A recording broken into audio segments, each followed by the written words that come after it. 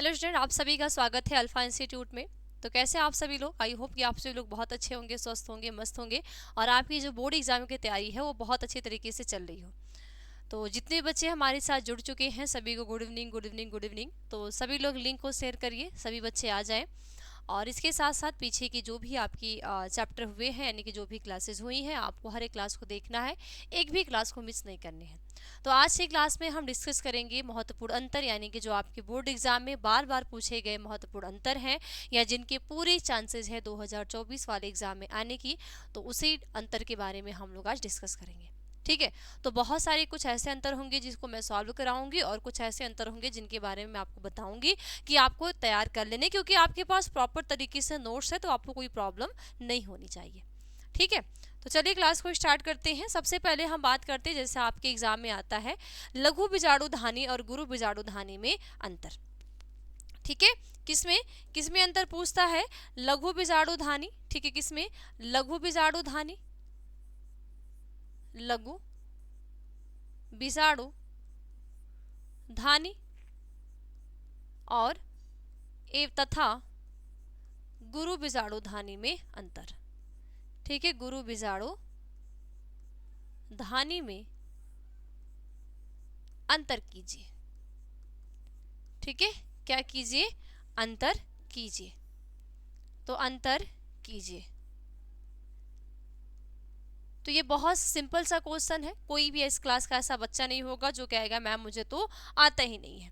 ठीक है। तो लघु बीजाणु जनन, सॉरी जनन लिखना है ना। क्या लिखना? जनन।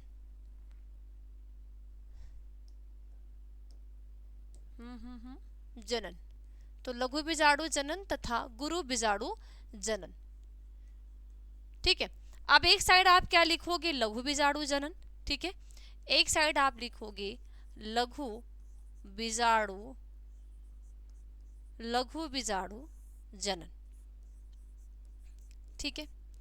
दूसरी साइड क्या लिखोगे? गुरु बीजाणु जनन, गुरु बीजाणु जनन।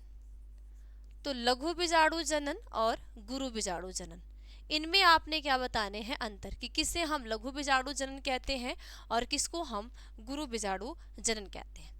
अब हम लघु बीजाणु जनन में आप क्या लिखोगे कि यह क्रिया पुंकेसर के परागकोश के में होती है। ठीक है। क्या लिखोगे इसमें? पहले पॉइंट्स लिखोगे यह क्रिया। ठीक है। यह क्रिया पुंकेसर की। ठीक है। पुंकेसर। तो पुंकेसर, पुंकेसर को हम कहते हैं स्टेमेन। तो पुंकेसर के परागकोश। ठीक है। पुंकेसर के परागकोश। परागकोश किसको? एंथर को। ठीक है। एंथर। तो परागकोश यानी कि एंथर में होती है। ठीक है। कहाँ पे होगी? परागकोश यानी कि एंथर में होती है। तो जब भी आपसे पूछा जाएगा कि लघु बीजाणु जनन की क्रिया कहाँ होती है, तो यह क्रिया पुंकेसर के परागकोश में होती है, यानी कि स्टेमन के एंथर में होती है। ठीक है। और इसमें क्या लिखोगे? यह क्रिया बीजांड के अंदर होती है। ठीक है। इसमें क्या लिखोगे? यह क्रिया, यह क्रिया बीजांड के अंदर। किसके अंदर? बीजांड यानी कि ओव्यूल। तो ओव्यूल के अंदर, अंदर होती है। ठीक है। तो यह क्रिया पुंकेसर यानी स्टेमन के परागकणों में होती है। और यहाँ पे अगर हम गुरु बीजाणु जनन की बात करेंगे तो यह क्रिया बीजांड के अंदर होती है, यानी कि जो बीजांड जो ओव्यूल है उसके अंदर होती है। ठीक है। इसमें परागकण या लघु बीजाणु बनते हैं। नेक्स्ट पॉइंट क्या लिखोगे? नेक्स्ट पॉइंट हम पेज अलग ले लेते हैं। तो नेक्स्ट पॉइंट क्या लिखोगे इसमें? नेक्स्ट पॉइंट इसमें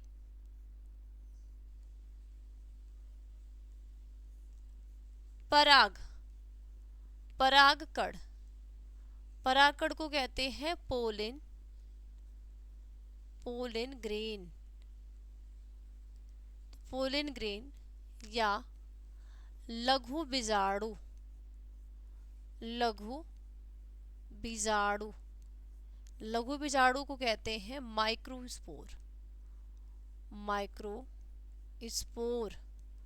तो लघु बीजाणु बनते हैं। ठीक है, क्या बनेंगे? इसमें परागकण यानी कि पोलन ग्रेन या लघु बीजाणु बनते हैं। किसमें? लघु बीजाणु जनन की क्रिया में। और इसमें क्या लिखोगे? गुरु बीजाणु या भ्रूणकोष बनते हैं। ठीक है, और इसमें लिखोगे इसमें गुरु बीजाणु, गुरु बीजाणु, गुरु बीजाणु को हम कहते हैं मेगास्पोर। गुरु बीजाणु को क्या कहते हैं? मेगास्पोर। तो इसमें गुरु बीजाणु यानी कि मेगास्पोर, ठीक है, मेगास्पोर या भ्रूणकोष, भ्रूणकोष, भ्रूणकोष को हम कहते हैं एम्ब्रियो सैक, एम्ब्रियो सैक। तो भ्रूणकोष बनते हैं, एम्ब्रियो सैक बनते यानी कि भ्रूणकोष बनते। तो किसमें बनेंगे? गुरु बीजाणु में। इसके आगे क्या लिखोगे? इसमें 4 लघु बीजाणु प्राप्त होते हैं और इसमें 1 क्रियात्मक गुरु बीजाणु प्राप्त होते हैं। ठीक है, नेक्स्ट पॉइंट, इसमें 4 लघु बीजाणु प्राप्त होते हैं। गुरु बीजाणु में क्या, लघु बीजाणु में इसमें 4, ठीक है, इसमें 4 लघु बीजाणु यानी कि माइक्रोस्पोर, तो लघु बीजाणु प्राप्त होते हैं, प्राप्त होते हैं। कितने? इनमें जो 4 क्या है? लघु बीजाणु है, तो इनमें 4 लघु बीजाणु प्राप्त होते हैं। इनमें क्या लिखोगे? इसमें एक क्रियात्मक, एक क्रियात्मक गुरु बीजाणु, क्रियात्मक गुरु बीजाणु प्राप्त होते हैं, गुरु बीजाणु प्राप्त होते हैं। तो ये होते हैं लघु बीजाणु और गुरु बीजाणु जनन में अंतर। ठीक है, लघु बीजाणु जनन और गुरु बीजाणु जनन में अंतर होती है। ठीक है, तो हमने क्या डिस्कस किया कि यह देखो लघु बीजाणु जनन जो है ये कहाँ पे होगी?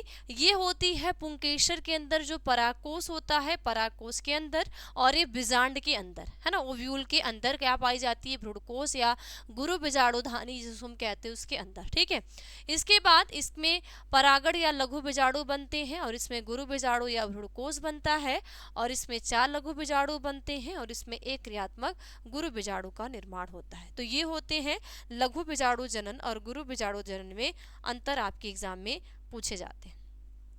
ठीक है, इसके बाद क्या पूछा जाता है? भ्रूणकोष और भ्रूणपोष में अंतर, यानी कि भ्रूणकोष क्या होता है, भ्रूणपोष क्या होता है, इनमें आप अंतर कीजिए। अक्सर करके बहुत सारे बच्चे जो होते हैं भ्रूणकोष और भ्रूणपोष में अंतर करना में कंफ्यूज हो जाते हैं कि किसको हम भ्रूणकोष कहते हैं और किसको हम भ्रूणपोष कहते हैं। ठीक है, तो अगले पॉइंट हम चलते हैं। अगला आपसे पूछा जाता है कि भ्रूणकोष और भ्रूणपोष में अंतर। तो आप क्या लिखोगे? एक साइड हेडिंग डालोगे भ्रूणकोष, एक साइड क्या हेडिंग डालोगे? भ्रूणकोष। ठीक है, और दूसरे साइड क्या डालोगे? भ्रूणपोष।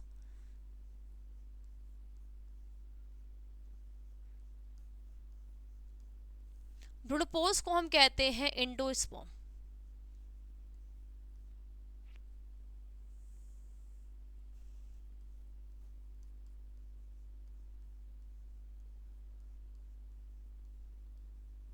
और भ्रूणकोष को कहते हैं एम्ब्रियो सैक।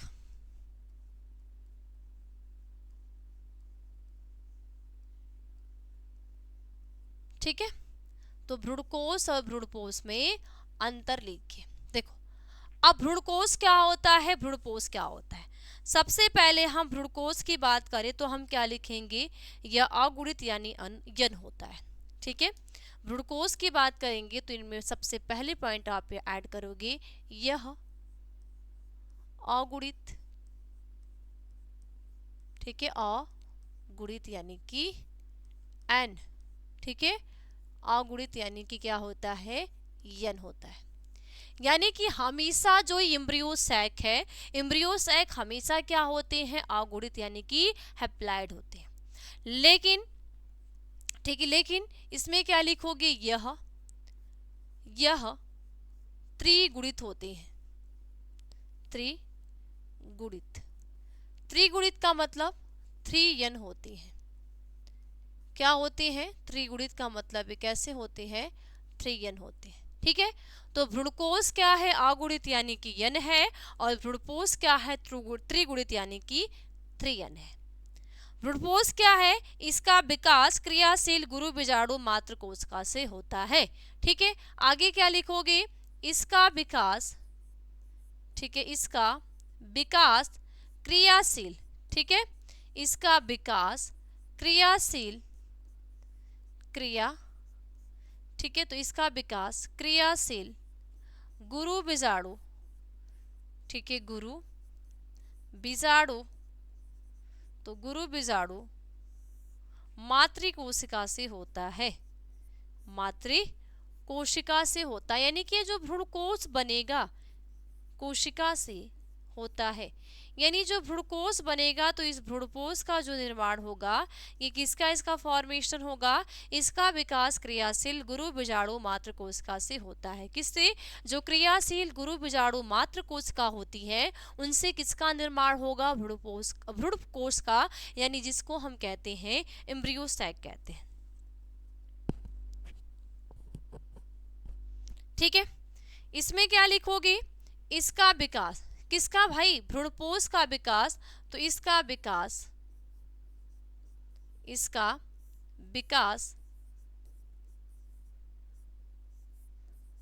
प्राथमिक भ्रूणपोष कोशिका से होता है, प्राथमिक भ्रूणपोष कोशिका से होता है। तो इसका विकास प्राथमिक, ठीक है, प्राथमिक भ्रूणपोष, तो प्राथमिक भ्रूणपोष कोशिका से, ठीक है, प्राथमिक भ्रूणपोष कोशिका से होता है। ठीक है, क्या होगा, इनका विकास इस तरीके से होता है।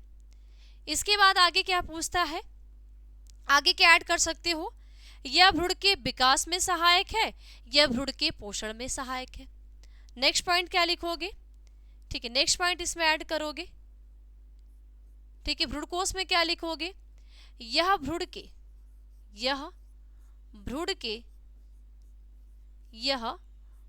के विकास में सहायक है, विकास में सहायक है,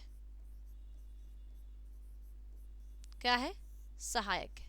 ओके, और इसमें क्या लिखोगे, यह,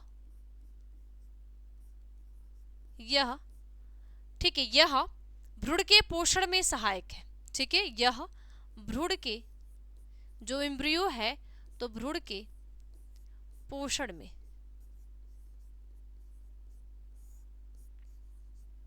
ठीक है, पोषण में यानी कि न्यूट्रिशन में सहायक है।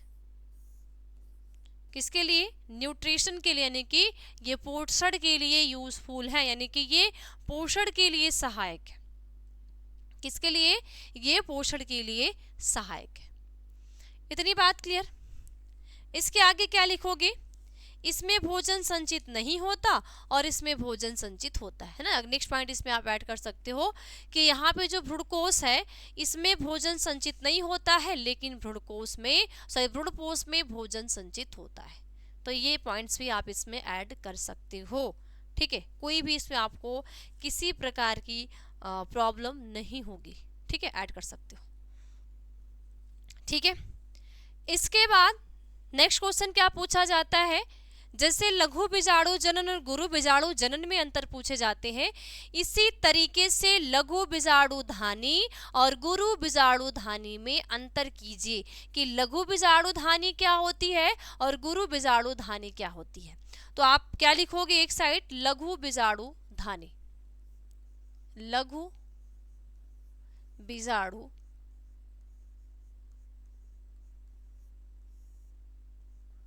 धानी, ठीक है, और एक साइड क्या लिखोगी, गुरु बीजाणु धानी।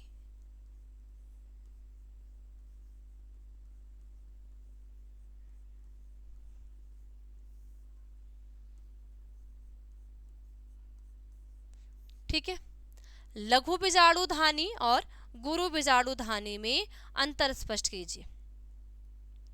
मेगास्पोरेंजियम, माइक्रोस्पोरेंजियम, ठीक है, मेगास्पोरेंजियम और माइक्रोस्पोरेंजियम। अब अगर हम लघु बीजाणु धानी की बात करें कि लघु बीजाणु धानी के अंदर क्या होता है और गुरु बीजाणु धानी के अंतर क्या होता है, तो बताइए आप क्या बताओगे। अगर आपसे पूछा जाए लघु और गुरु बीजाणु जनन के बीच में, इन धानियों के बीच में अंतर स्पष्ट कीजिए, क्या अंतर होते हैं, तो आप क्या लिखोगे। देखो, अगर हम लघु बीजाणु धानी की बात करेंगे तो देखो, एक परागकोश के दोनों पालिया में कुल 4 लघु बीजाणु धानी पाई जाती है, जिसमें लघु बीजाणु या परागकण का निर्माण होता है। ठीक है, क्या लिखोगे, एक पराग कोश की दोनों पालियों में। ठीक है, इसमें आप लिखोगे एक पराग कोश के, एक पराग कोश के दोनों पालियों में, दोनों पालियों में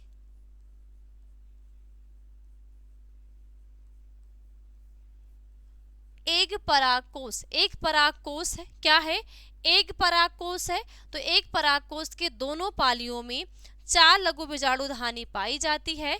ठीक है, पालियों में 4 लघु बीजाणु, लघु बीजाणु, तो लघु बीजाणु धानी, ठीक है, लघु बीजाणु धानी पाई जाती है, पाई जाती है, जिसके अंदर, ठीक है, जिसमें, जिसके अंदर,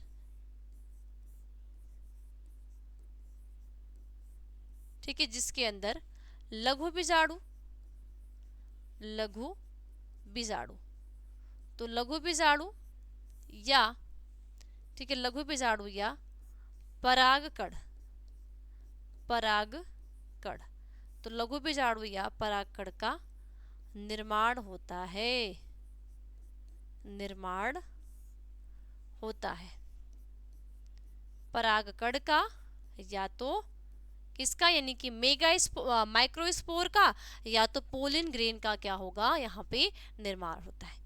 इसमें क्या लिखोगे, एक अंडाशय में 1, 2, 3 या अनेक बीजांड या गुरु बीजाणु धानी पाई जाती है, जिसमें गुरु बीजाणु या भ्रूणकोश का निर्माण होता है। क्या लिखोगे, एक अंडाशय में, ठीक है, क्या लिखोगे, एक अंडाशय में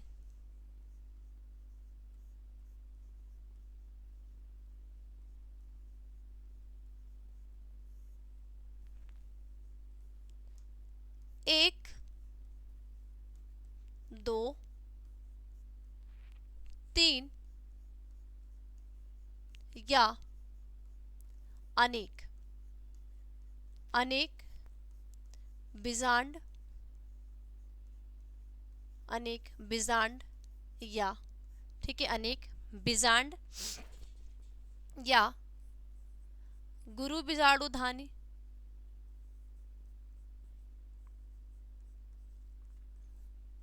गुरु बीजाणु धानी पाई जाती है। ठीक है, गुरु बीजाणु धानी पाई जाती है। ठीक है, क्या पाई जाती है, गुरु बीजाणु धानी पाई जाती है, जिसमें,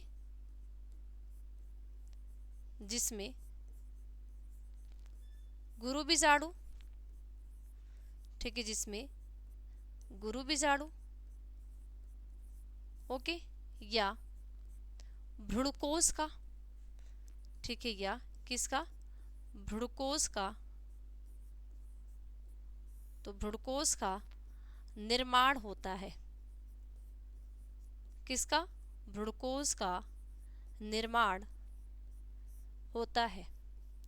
ठीक है, तो ये तो हो गया एक पॉइंट्स। या आपने क्या लिया, नोट किया एक पॉइंट, यानी कि लघु बीजाणुधानी और गुरु बीजाणुधानी में ये अंतर हो गया कि लघु बीजाणुधानी क्या है और गुरु बीजाणुधानी क्या है। ठीक है, तो एक परागकोश के दोनों पालियों में 4 लघु बीजाणुधानी पाई जाती हैं, जिसके अंदर लघु बीजाणु या परागकण का निर्माण होता है, और एक अंडाशय में 1, 2, 3 या अनेक बीजांड या गुरु बीजाणुधानी पाई जाती है, जिसमें गुरु बीजाणु या भ्रूणकोश का निर्माण होता है। ठीक है, इसमें और भी आगे लिखोगे है ना, कुछ पॉइंट्स और भी ऐड करोगे। क्या ऐड करोगे? देखो, नेक्स्ट पॉइंट लिखोगे,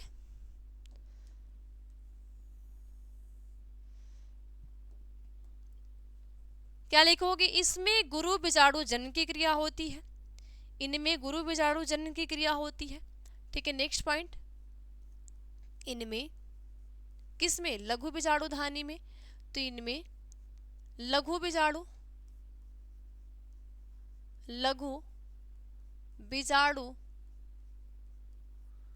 जनन की, तो लघु बीजाणु जनन की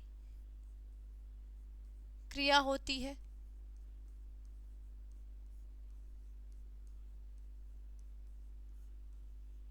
ठीक है, और इसमें क्या लिखोगे? इनमें गुरु बीजाणु जनन की क्रिया होती है। ठीक है, गुरु बीजाणुधानी में क्या लिखोगे? इनमें गुरु बीजाणु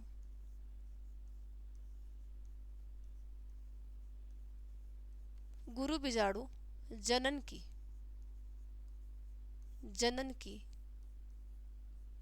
क्रिया होती है।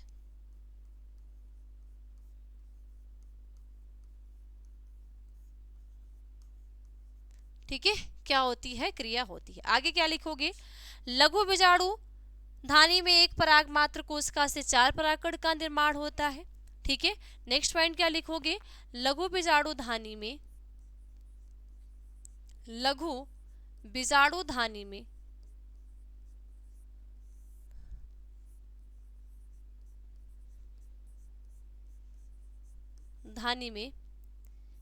एक पराग मात्र कोशिका से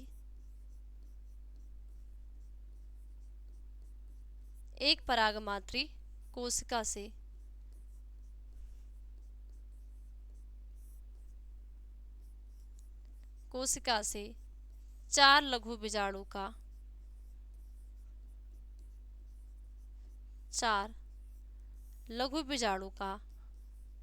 निर्माण होता है। ठीक है, 4 लघु बीजाणु का निर्माण होता है। ठीक है, क्या होगा? 4 जो लघु बीजाणु होते हैं, उन 4 लघु बीजाणु का निर्माण होता है। किसमें निर्माण होगा भाई? ये जो लघु बीजाणुधानी के अंदर। गुरु बीजाणुधानी में क्या लिखोगे? गुरु बीजाणुधानी में एक गुरु बीजाणु मात्र कोशिका से एक भ्रूणकोश का निर्माण होता है। ठीक है, क्या लिखोगे? गुरु बीजाणुधानी में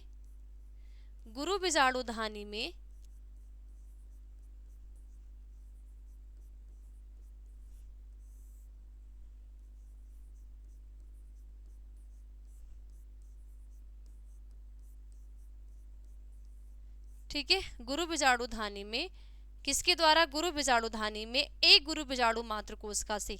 ठीक है, एक गुरु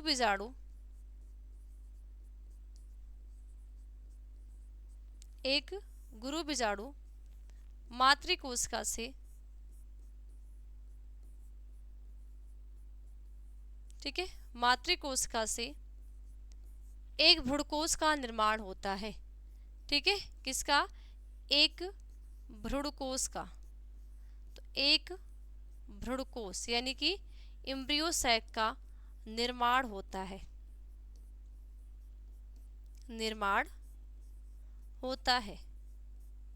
ओके, तो ये हो गए आपके क्या? लघु बीजाणुधानी में और गुरु बीजाणुधानी में हमने अंतर देखा। ठीक है, किसमें? गुरु बीजाणुधानी और लघु बीजाणुधानी में हम लोगों ने क्या देखा? ये अंतर देखा।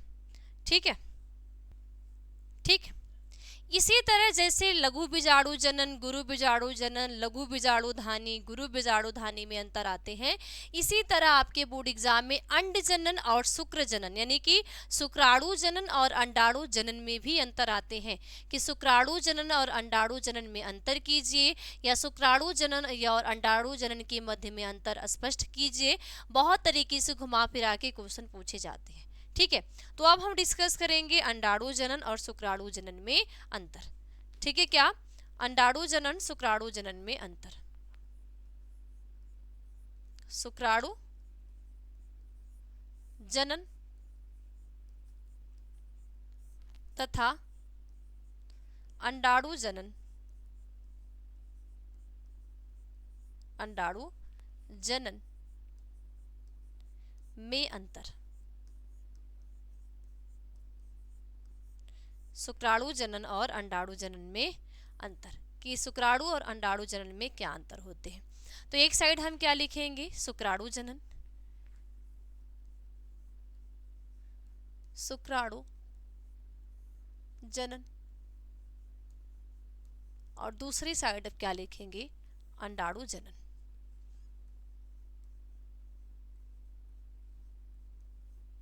अंडाणु जनन। देखो शुक्राणु जनन और अंडाणु जनन में होता क्या, सबसे पहले शुक्राणु जनन की बात करें तो हम क्या लिखेंगे, शुक्राणु जनन में यह प्रक्रिया वृषण में होती है और यह प्रक्रिया अंडाशय में होती है। सबसे पॉइंट क्या लिखेंगे, यह प्रक्रिया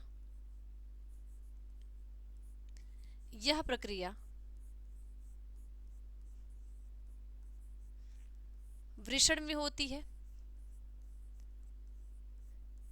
टेस्टिस। ठीक है, तो वृषण में होती है।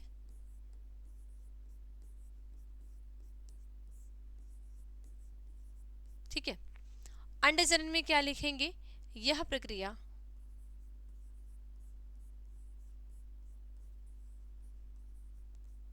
अंडाशय यानी क्या, ओवरी, ओवरी में होती है।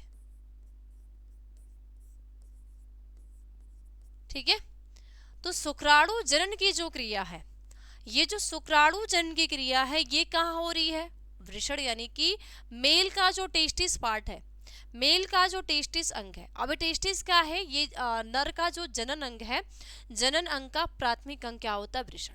और इसी तरह महिलाओं में प्राथमिक अंग अंडाशय होता है, तो अंडाशय में अंड जनन क्रिया यानी कि अंडाणु का निर्माण, और वृषण में शुक्र जनन क्रिया यानी कि शुक्राणु का निर्माण।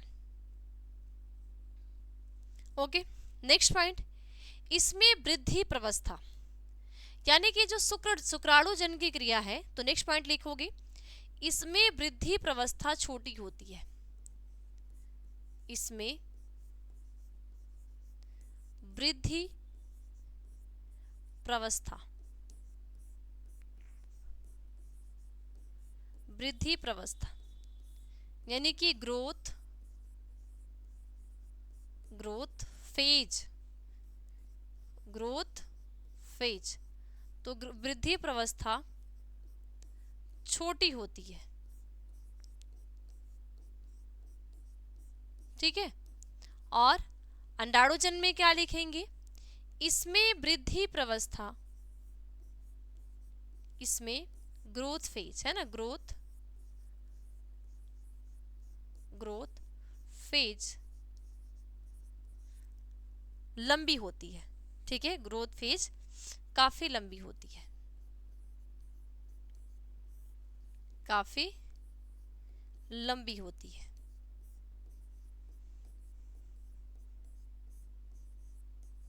ठीक है, यानी कि शुक्राणु जनन में जो ग्रोथ फेज होती है ये छोटी अंतराल की होती है, छोटी होती है, लेकिन अंडाणु जनन में जो ग्रोथ फेज होती है छोटी ना हो कि ये क्या होती है, काफी लंबी होती है। ठीक है, आगे क्या लिखेंगे, इसके अंतर्गत अंतर आगे लिखोगे। ठीक है, आगे क्या लिखोगे, नेक्स्ट पॉइंट,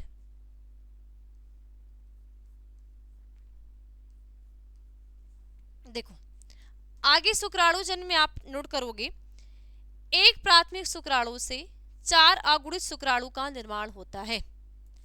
एक प्राथमिक शुक्राणु से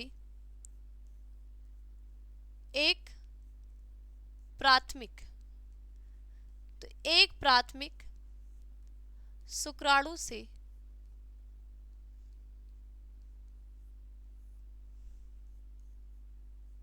चार अगुणित शुक्राणु का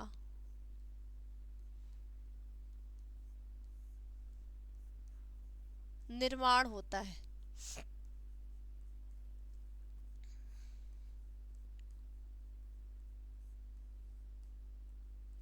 ठीक है, क्या होता है? निर्माण होता है।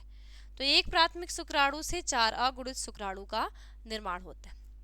अंडाणु जन्म में क्या लिखेंगे कि एक प्राथमिक अंडाणु कोशिका से, ठीक है, प्राथमिक अंडाणु कोशिका से एक अंडाणु और 2 या 3 ध्रुवी काय का निर्माण होता है।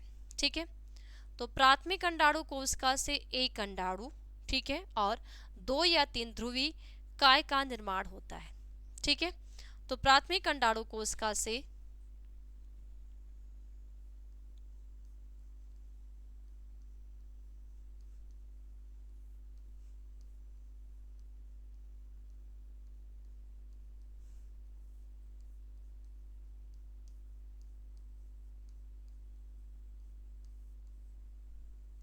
कोशिका से एक अंडाणु,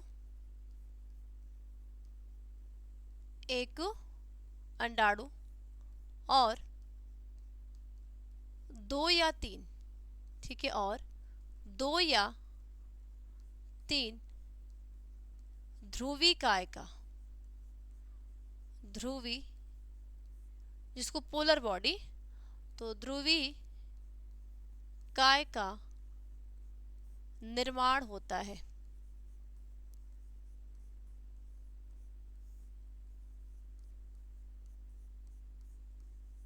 ठीक है, जो पोलर बॉडी है उस पोलर बॉडी का फॉर्मेशन यानी कि निर्माण होता है। ठीक है, ठीक, आगे स्पर्मेटिड से नेक्स्ट पॉइंट क्या लिखोगे? स्पर्मेटिड से, तो किससे? स्पर्मेटिड से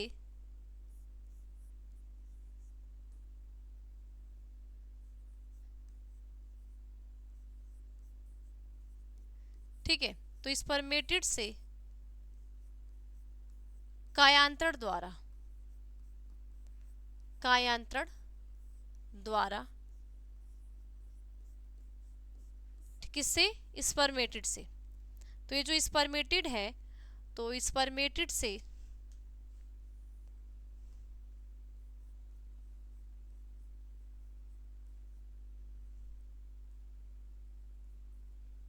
ठीक है, स्पर्मेटिड से कायांतरण द्वारा गतिशील शुक्राणु का निर्माण होता है। ठीक है, किसका? गतिशील, तो गतिशील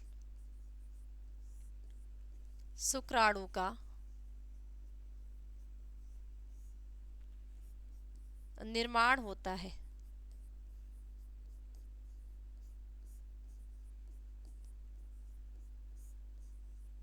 ठीक है, क्या होगा? शुक्राणु का फॉर्मेशन यानी कि निर्माण। इनमें क्या लिखोगे? अचल अंडाणु में कायांतरण नहीं होता है। ठीक है, इसमें क्या लिखोगे? अचल अंडाणु में, तो अचल अंडाणु में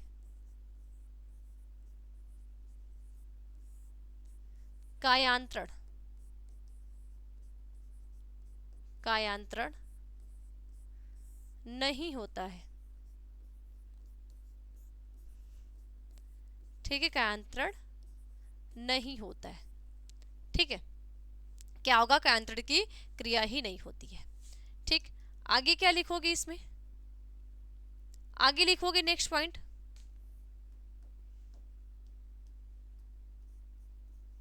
नेक्स्ट पॉइंट लिखोगे और लास्ट पॉइंट क्या लिखोगे? दोनों अर्धसूत्री विभाजन शुक्राणु निर्माण से पूर्व हो जाते हैं। ठीक है, क्या लिखोगे? दोनों अर्धसूत्री विभाजन, दोनों अर्ध सूत्री विभाजन, ठीक है, तो दोनों अर्धसूत्री विभाजन शुक्राणु निर्माण से, शुक्राणु निर्माण से पहले हो जाता है, पहले हो जाता है। क्या होगा, ये पहले ही हो जाता है। और इनमें क्या लिखोगे, दूसरा अर्धसूत्रीय विभाजन अंडाणु में शुक्राणु के प्रवेश के बाद पूर्ण होता है। ठीक है, दूसरा अर्धसूत्रीय विभाजन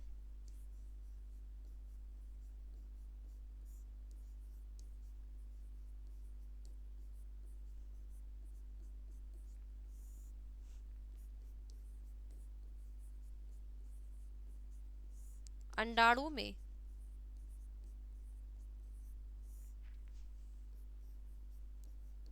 शुक्राणु के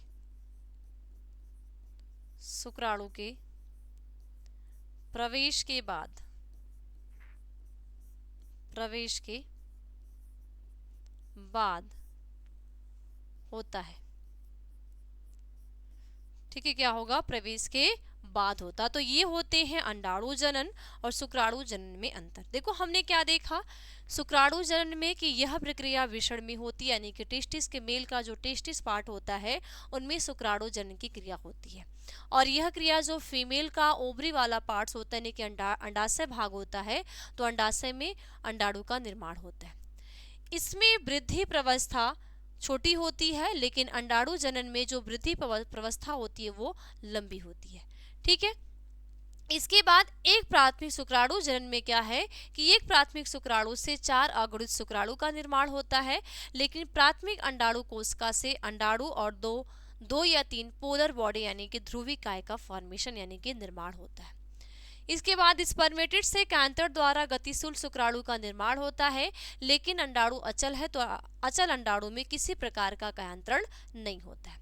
इसके साथ साथ दोनों अर्धसूत्रीय विभाजन शुक्राणु निर्माण से पहले ही हो जाता है, और इनमें दूसरा अर्धसूत्रीय विभाजन अंडाणु में शुक्राणु के प्रवेश के बाद होता है। यानी कि जब अंडाणु शुक्राणु का निषेचन की क्रिया होती है, जब अंडाणु में शुक्राणु प्रवेश कर जाता है, तब जाके ये अंडजनन की क्रिया में जो दूसरा अर्धसूत्री यानी कि सेकेंडरी मियोसिस डिवीजन बचा होता, वो सेकेंडरी माइटोसिस डिवीजन वहां पे पूरा होता है। ठीक है, ठीक है। इसके साथ साथ आपके और भी क्वेश्चन पूछे जाते हैं, जैसे न्यूक्लियोसाइड्स और न्यूक्लियोटाइड्स में अंतर, यानी कि न्यूक्लियोसाइड्स क्या होता है और न्यूक्लियोटाइड्स में इन दोनों के मध्य में आपसे अंतर पूछता है, या न्यूक्लियोसाइड्स और न्यूक्लियोटाइड में आप विभेद कीजिए, ये भी आपके एग्जाम में पूछा जाता है। ठीक है, तो हम नेक्स्ट क्वेश्चन की तरफ चलते हैं। नेक्स्ट क्वेश्चन हमारा क्या है कि न्यूक्लियोसाइड्स और न्यूक्लियोटाइड्स में अंतर कीजिए। क्या,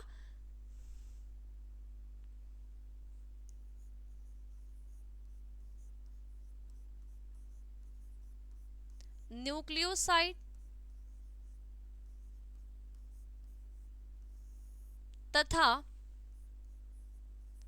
न्यूक्लियोटाइड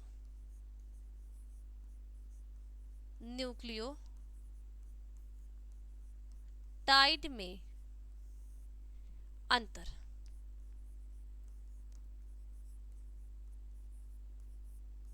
ठीक है, चलो, तो एक साइड क्या लिखोगे, न्यूक्लियोटाइड, और एक साइड न्यूक्लियोसाइड। एक साइड क्या लिखोगे, न्यूक्लियोटाइड,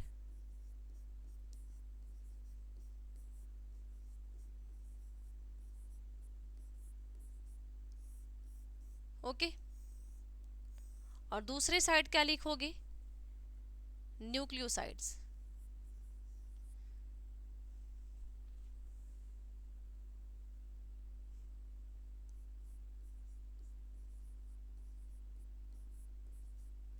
ठीक है, और दूसरे साइड क्या लिखोगे, न्यूक्लियोटाइड्स।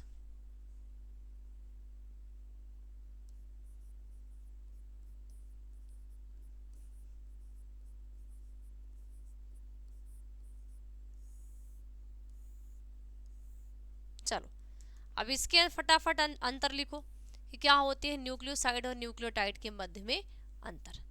देखो, सबसे पहले हम बात करते हैं न्यूक्लियोसाइड्स के मध्य में अंतर क्या होता है, या हम किसको न्यूक्लियोसाइड्स कहते हैं। देखो, तो यह दो अणुओं, ठीक है, यह दो अणुओं नाइट्रोजन क्षारक तथा पेंटोज शर्करा से बनता है। ठीक है, यह दो अणुओं, यह दो अणुओं नाइट्रोजनस क्षारक, ठीक है, नाइट्रोजन क्षारक, नाइट्रोजनी क्षारक, ठीक है, यह दो अणुओं में क्या, नाइट्रोजनी क्षारक,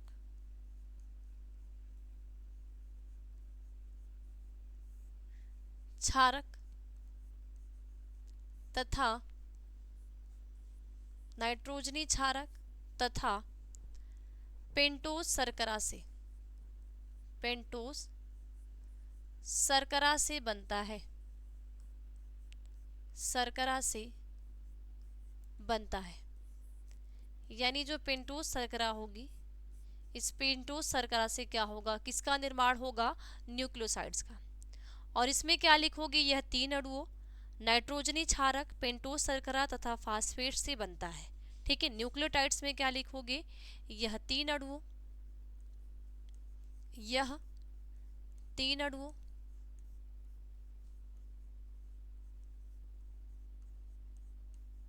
यह क्या, तीन अणुओं न्यूक्लियोसाइड्स, नाइट्रोजनी क्षारक, तीन अणुओं नाइट्रोजनी क्षारक। ठीक है, तो नाइट्रोजनी क्षारक, पेंटोज शर्करा,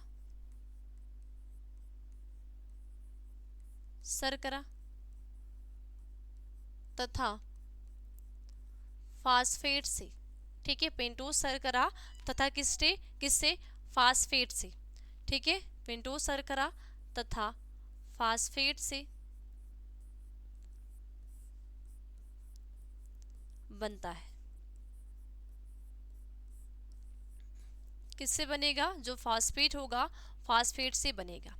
नेक्स्ट पॉइंट क्या लिखोगे, ये क्षारीय प्रकृति के होते हैं और ये अम्लीय प्रकृति के होते हैं। ठीक है, तो नेक्स्ट पॉइंट क्या लिखोगे, ये क्षारीय प्रकृति के, ठीक है, ये क्षारीय प्रकृति के होते हैं। ठीक है, क्षारीय प्रकृति के, क्षारीय प्रकृति के होते हैं। कौन भाई, न्यूक्लियोसाइड्स। ठीक है, और न्यूक्लियोसाइड्स में क्या लिखोगे, ये अम्लीय प्रकृति के होते हैं। क्या, ये अम्लीय, तो ये अम्लीय नेचर यानी कि एसिडिक नेचर, तो अम्लीय प्रकृति के होते हैं, प्रकृति के होते हैं। ठीक है, इसके साथ साथ नेक्स्ट पॉइंट क्या लिखोगे, इसमें ये न्यूक्लियोटाइड्स के घटक है। ठीक है, नेक्स्ट पॉइंट क्या लिखोगे, ये न्यूक्लियोटाइड्स के घटक है, ये न्यूक्लियोटाइड्स के, न्यूक्लियोटाइड्स के घटक है। ठीक है, किसके घटक है, न्यूक्लियोटाइड्स के घटक होते हैं। और इनमें क्या लिखोगे, ये न्यूक्लिक अम्ल, ऊर्जावाहक तथा सएंजाइम के घटक है। ठीक है, इसके अंतर्गत क्या लिखोगे, ये न्यूक्लिक अम्ल, ठीक है, ये न्यूक्लिक अम्ल, न्यूक्लिक अम्ल, ऊर्जावाहक, ऊर्जावाहक तथा तथा सह एंजाइम के, सह एंजाइम के, तो सह एंजाइम के घटक है, सह एंजाइम के घटक है। तो ये होते हैं आपके न्यूक्लियोसाइड्स और न्यूक्लियोटाइड्स में अंतर। यानी कि जब भी आपसे पूछा जाएगा न्यूक्लियोसाइड्स और न्यूक्लियोटाइड्स में क्या डिफरेंस है, क्या अंतर है, तो आप क्या लिखोगे, देखो सबसे पहले आप लिखोगे कि जो न्यूक्लियोसाइड्स हमारा होता है ये दो अणुओं से मिलकर यानी कि नाइट्रोजनी क्षारक और पेंटोज शर्करा से मिलकर ये बना होता है। इसके बाद न्यूक्लियोटाइड्स की बात करते हैं तो ये तीन अणुओं से मिलकर बना है। कौन कौन सा, नाइट्रोजनी क्षारक, पेंटोज शर्करा और फास्फेट से बनता है। ठीक है, इसके बाद न्यूक्लियोसाइड जो होते हैं ये नेचर में क्षारीय होते हैं, और न्यूक्लियोटाइड जो होते हैं नेचर में प्रकृति यानी कि ये प्रकृति में अम्लीय होते हैं। और ये न्यूक्लियोटाइड्स के घटक हैं, और जो न्यूक्लियोसाइड जो होते हैं ये न्यूक्लियोटाइड्स के घटक होते हैं, और न्यूक्लियोटाइड जो होते हैं ये न्यूक्लिक अम्ल के ऊर्जावाहक और संएंजाइम के घटक होते हैं। ठीक है, तो ये आपके होते हैं न्यूक्लियोसाइड और न्यूक्लियोटाइड्स में डिफरेंस यानी कि अंतर होते हैं। ठीक है, ओके। इसके बाद आपसे पूछा जाता है आपके एग्जाम में कि बी डीएनए और जेड डीएनए में अंतर क्या होता है। क्या बी डीएनए और जेड डीएनए में अंतर बताइए। क्या पूछा जाता है नेक्स्ट क्वेश्चन कि बी डीएनए और जेड डीएनए में अंतर। ठीक है, क्या पूछा जाता है बी डीएनए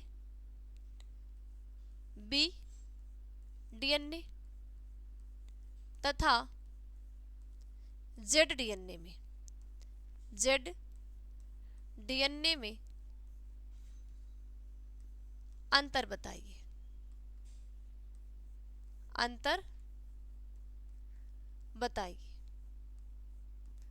तो जेड डीएनए और बी डीएनए में अंतर बताइए। क्या जेड डीएनए क्या होता है और बी डीएनए क्या होता है। तो एक साइड आप क्या लिखोगे जेड डीएनए, ठीक है, एक साइड आप क्या लिखोगे बी डीएनए, और दूसरी साइड लिखोगे जेड डीएनए। अब इसमें आपको क्या बताने हैं अंतर, कि मुख्यतः इनके अंतर क्या अंतर पाए जाते हैं या क्या भेद होते हैं इनके अंदर। ठीक है, सबसे पहले हम बात करें किसकी, बी डीएनए की, कि बी डीएनए क्या होते हैं। तो देखो ये दक्षिणावर्त कुंडलित होता है। ठीक है, बी डीएनए क्या लिखोगे दक्षिणावर्त कुंडलित होता है। ठीक है, पहले पॉइंट इसमें लिखोगे दक्षिणावर्त। ठीक है, क्या दक्षिणावर्त, तो ये क्या होते हैं दक्षिणावर्त।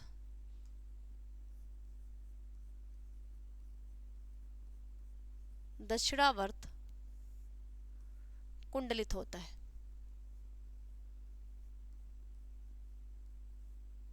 कुंडलित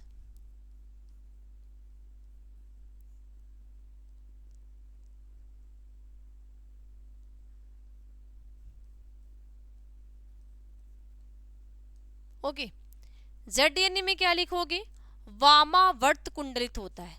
क्या होते हैं ये, इनका कैसा कुंडल होता है, तो वामावर्त कुंडलित होता है।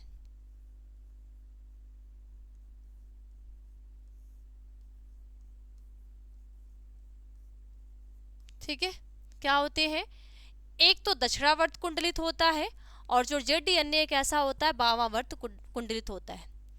क्षार युग्मकों के मध्य की दूरी 3.36 होती है। ठीक है, इसमें क्या लिखोगे क्षार युग्मकों के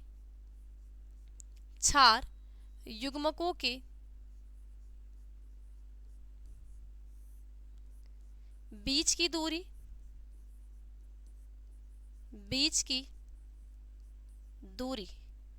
ठीक है, तो बीच की दूरी 3.36 होती है।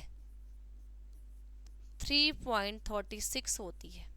ठीक है, और जेड डीएनए में क्या लिखोगे क्षार युग्मकों के मध्य दूरी 3.52 से 4.13 होती है। ठीक है, इसमें क्या लिखोगे क्षार युग्मकों के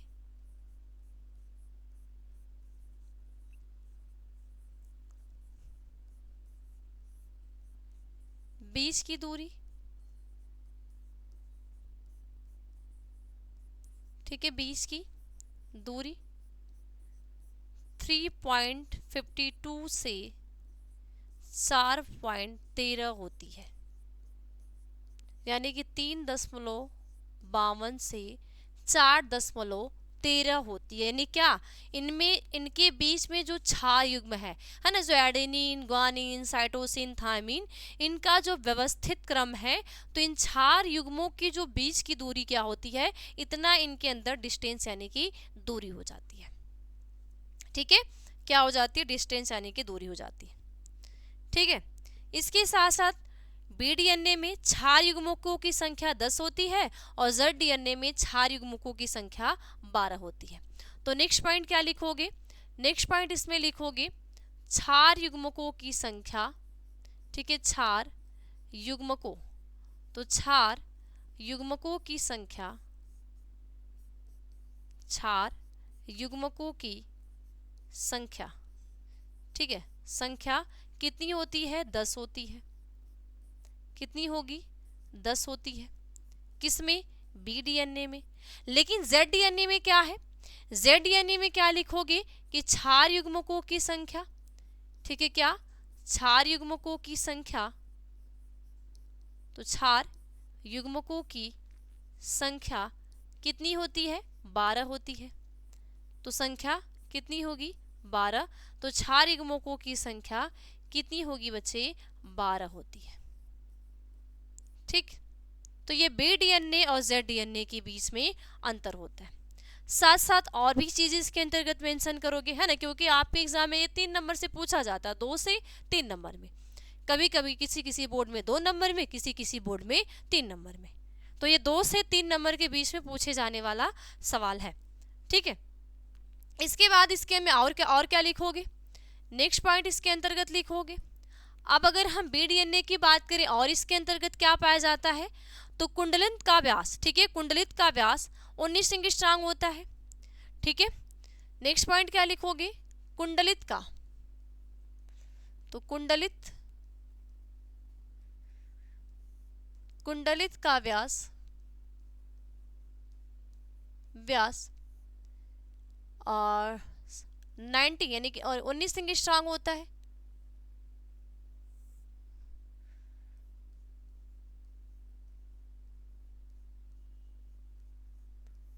कितना? 19 एंगस्ट्रॉम होता है। ठीक है, और जेड डीएनए में क्या होगा?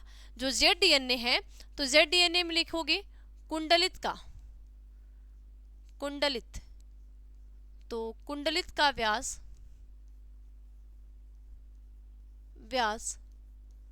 18 एंगस्ट्रॉम, 18 एंगस्ट्रॉम होता है।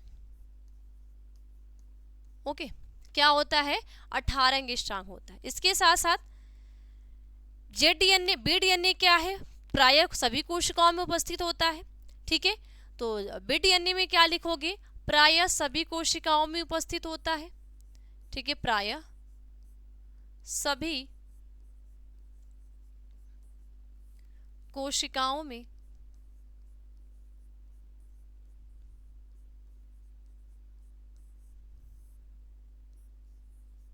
उपस्थित होता है।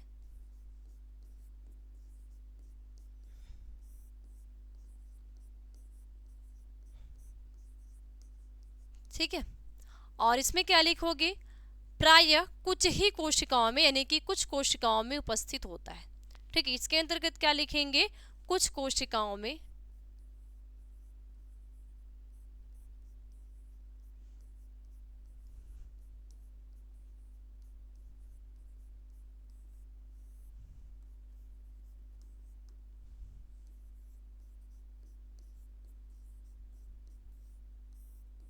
उपस्थित होता है, यानी कि कुछ ही ऐसी कोशिकाएं होंगी जिनमें ये प्रेजेंट होते हैं, यानी कि ये जो डीएनए, यानी कि बी डीएनए और जेड डीएनए। इसके बाद आपसे आपके एग्जाम में पूछा जाता है डीएनए तथा आरएनए में अंतर कीजिए, कि डीएनए और आरएनए में क्या अंतर होता है। ठीक है, तो नेक्स्ट क्वेश्चन की तरफ चलते हैं। यानी कि आज की क्लास में पूरा डिस्कस करेंगे ये डिफरेंस वाला ही, यानी कि आज की क्लास के जितने भी आप अंतर कर लो, और कहीं से भी आ जाए, अगर आप तैयार कर लेते हो, कहीं से भी पूछ दे तो आप बेधड़क करके चले आओगे और फुल नंबर पा के आओगे। ठीक है, फिर क्या पूछा जाता है? डीएनए तथा आरएनए में अंतर कीजिए। ठीक है, क्या? डीएनए तथा आरएनए में अंतर,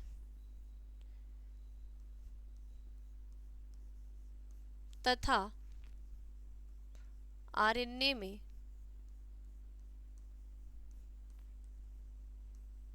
अंतर। अब ये डीएनए तथा आरएनए में क्या अंतर होते हैं, एक साइड लिखेंगे डीएनए और एक साइड लिखेंगे आरएनए। तो एक साइड डीएनए और एक साइड आरएनए। अब हम क्या करेंगे, डीएनए और आरएनए में हमें अंतर बताना है कि डीएनए और आरएनए में क्या अंतर होते हैं। तो पहले हम एक एक पॉइंट डीएनए और आरएनए के अंतर की बात करते हैं। देखो, अगर हम डीएनए की बात करें, डीएनए आरएनए में क्या अंतर है, तो यह मुख्य रूप से, ठीक है, यह मुख्य रूप से केंद्रक में पाया जाता है और यह मुख्य रूप से कोशिका द्रव्य में पाया जाता है। यानी कि जो डीएनए होता है ये मुख्यतः ये आपको हमेशा कहाँ दिखेगा, केंद्रक में दिखेगा, लेकिन जो आरएनए है ये आपको साइटोप्लाज्म में दिखेगा। ठीक है, ये मुख्य रूप से कोशिका द्रव्य में पाया जाता है। ठीक है, तो क्या लिखोगे डीएनए में कि यह मुख्य रूप से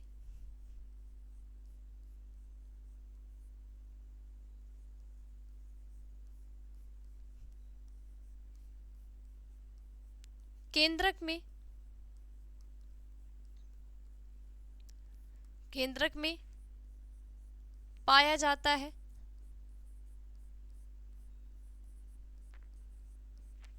ठीक है, और आरएनए में क्या लिखोगे, यह मुख्य रूप से कोशिका द्रव्य में पाया जाता है। यह मुख्य रूप से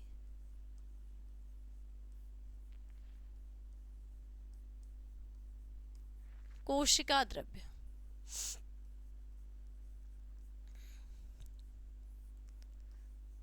द्रव्य यानी कि साइटोप्लाज्म, कोशिका द्रव्य यानी कि साइटोप्लाज्म में पाया जाता है।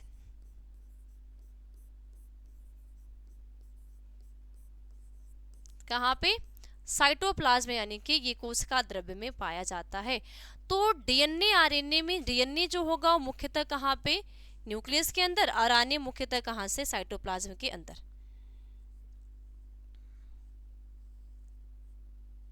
आगे, इसमें दो पॉलीन्यूक्लियोटाइड की श्रृंखलाएं, ठीक है, इसमें दो पॉलीन्यूक्लियोटाइड की श्रृंखलाएं, ठीक है, श्रृंखलाएं किसमें, डीएनए में।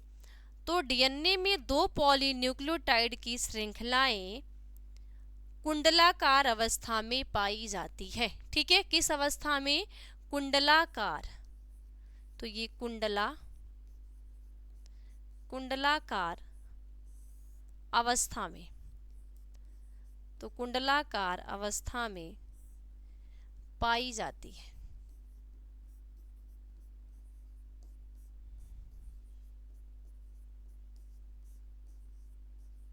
किस अवस्था में, ये कुंडलाकार अवस्था में पाई जाती है। ठीक है, और ये सामान्यतया एक सूत्री होता है।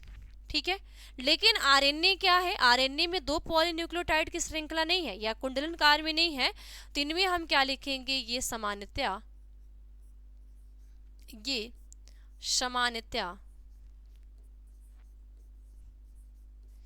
एक सूत्री होता है।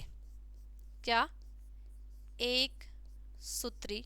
तो ये सामान्यतः एक सूत्री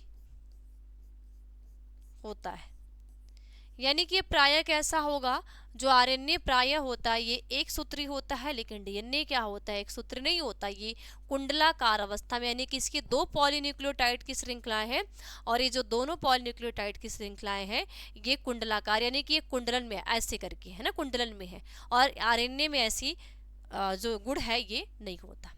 इसके साथ साथ आगे क्या लिखेंगे डीएनए आरएनए में,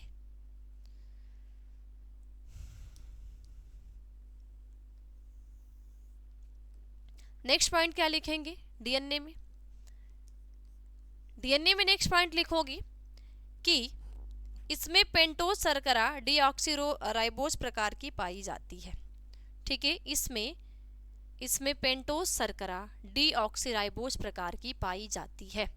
ठीक है, इसमें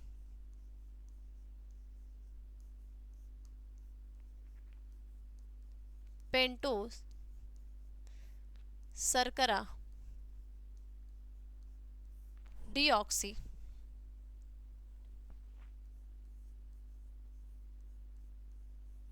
राइबोज। तो डीऑक्सी राइबोज प्रकार की पाई जाती है किसमें? डीएनए में पाई जाती है। किसमें पाई जाएगी भाई? डीएनए में डीऑक्सीराइबोज प्रकार की पाई जाती है। आरएनए में क्या लिखेंगे? इसमें पेंटोज शर्करा राइबोज प्रकार की पाई जाती है। ठीक है, इसमें पेंटोज शर्करा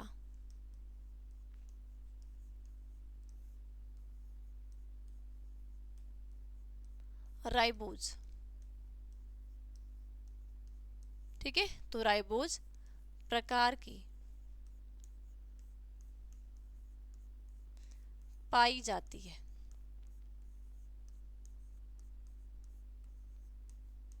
ठीक है, कैसी पाई जाती है? राइबोज प्रकार की यहाँ पे शर्कराएं पाई जाती है।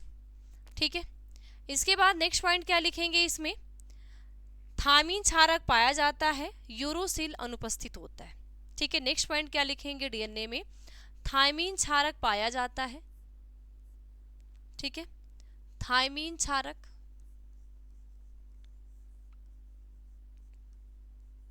तो थाइमीन क्षारक पाया जाता है।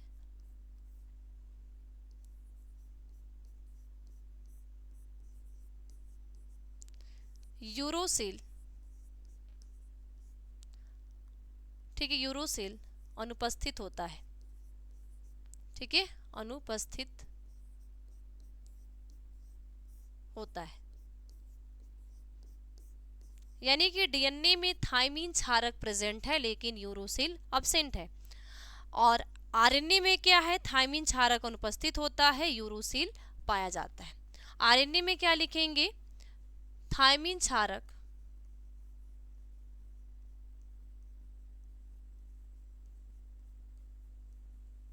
अब्सेंट होता है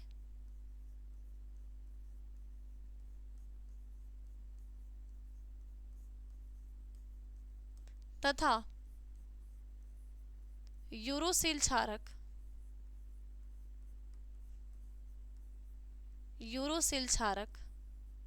प्रेजेंट होता है, यानी कि उपस्थित होता है। ठीक है, तो क्या होता है? प्रेजेंट होता है यानी कि उपस्थित होता है। ठीक है, क्या होगा? प्रेजेंट होता है यानी कि यहाँ पे ये उपस्थित होता है। आगे क्या लिखोगे? यह प्रायः सभी जीवों एवं कुछ विषाणुओं का आनुवंशिक पदार्थ होता है। ठीक है, तो नेक्स्ट पॉइंट क्या लिखेंगे? पेज चेंज करते हैं। यह प्रायः, ठीक है, नेक्स्ट पॉइंट, यह प्रायः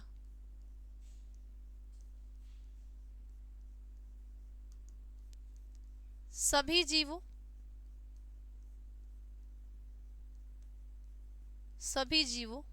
एवं कुछ जीवाणुओं का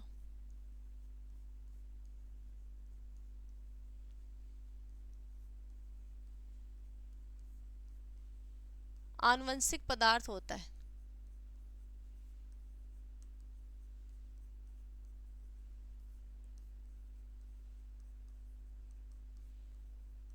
आनुवंशिक पदार्थ होता है कौन?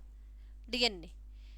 यानी कि जितने भी हमारे इन्वायरमेंट में जितने भी जीव हैं और उसके साथ साथ कुछ वायरस हैं, उस वायरस का भी अगर आनुवंशिक पदार्थ कोई है तो वो क्या होते हैं? डीएनए होते हैं।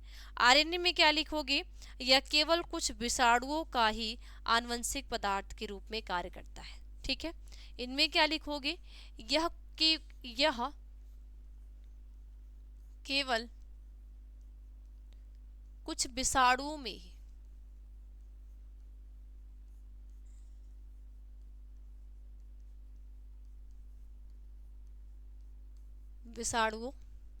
ही आनुवंशिक रूप के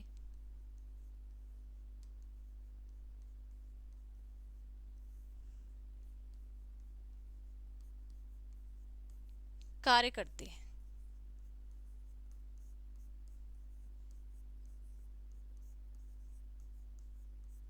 ठीक है, क्या करते हैं, आनुवंशिक रूप से ये कार्य करते हैं। ठीक है, तो ये होते हैं डीएनए और आरएनए में अंतर। तो ये जितने भी क्लास के यानी कि आज की क्लास में जो भी मैं आपको अंतर बता रही हूँ, आपको इन सभी अंतर को बहुत अच्छी तरीके से तैयार करने हैं। ठीक है, ठीक है। फिर इसी के साथ साथ आपके एग्जाम में पूछे जाते हैं, जैसे कि उत्पादक और उपभोक्ता में क्या अंतर है ना, और उत्पादक और अपघटक में क्या अंतर है, प्राथमिक मांसभक्षी और द्वितीयक मांसभक्षी में क्या अंतर होते हैं, जीव भार पिरामिड और संचित भार पिरामिड, बहुत सारे ऐसे आपके डिफरेंस आपके एग्जाम में पूछे जाते हैं। तो हम देखेंगे उत्पादक और उपभोक्ता में क्या अंतर होते हैं। ठीक है, उत्पादक और उपभोक्ता में अंतर। ठीक है, क्या उत्पादक तथा उपभोक्ता में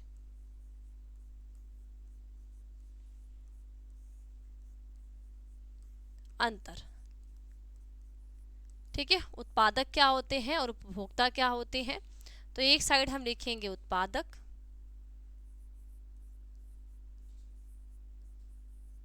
ओके, और दूसरी साइड उपभोक्ता। उत्पादक और दूसरी साइड क्या लिखेंगे, उपभोक्ता लिखेंगे। अब उत्पादक और उपभोक्ता में क्या अंतर है, ये लास्ट टॉपिक है, फिर इसके बाद हम क्लास को एंड कर देंगे, है ना। यानी कि आज की क्लास हमारी यहीं पे समाप्त, फिर आगे नेक्स्ट डे हम लोग आगे ऐसे इंपॉर्टेंट टॉपिक की क्लास करेंगे। तो देखो, उत्पादक की बात करेंगे तो हम क्या लिखेंगे, ये स्वपोषी होते हैं। ये क्या होते हैं, स्वपोषी होते हैं। ठीक है, क्या होते हैं बच्चे, स्वपोषी होते हैं। यानी कि जो उत्पादक मतलब प्रोड्यूसर, ये क्या होते हैं, स्वपोषी होते हैं। और भोक्ता में क्या लिखेंगे, ये परपोषी या विषमपोषी होते हैं। ठीक है, और इसमें क्या लिखेंगे, ये स्वपोषी, ये स्वपोषी या विषमपोषी। ठीक है, विषमपोषी होते हैं। प्रोड्यूसर एंड कंज्यूमर में डिफरेंस। ठीक है, प्रोड्यूसर और कंज्यूमर में डिफरेंस क्या हो, तो इसके साथ साथ ये प्रकाश संश्लेषण द्वारा भोजन बनाते हैं। ठीक है, यानी कि उत्पादक जो है, उत्पादक में क्या लिखोगे, ये प्रकाश संश्लेषण द्वारा भोजन बनाते हैं। ठीक है, ये प्रकाश संश्लेषण द्वारा, प्रकाश संश्लेषण, तो प्रकाश संश्लेषण द्वारा भोजन बनाते हैं।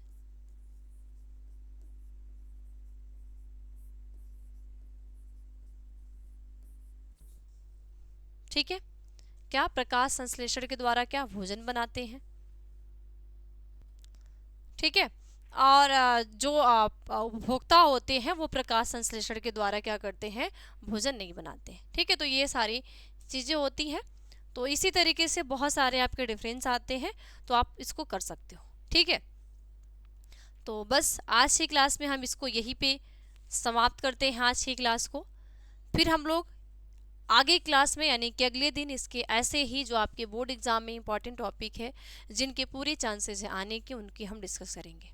ठीक है, तो जिस भी बच्चे को ये जो आज की क्लास हुई है, आज की क्लास में कोई भी ऐसी टॉपिक है जो आपको न समझ में आई हो, कोई भी प्रॉब्लम है या थोड़ा बहुत अगर आपका डाउट है, तो क्लास को आप वापस से देखना। जब आप वापस से देखोगे तो आपको क्लासेस समझ में आ जाएंगी।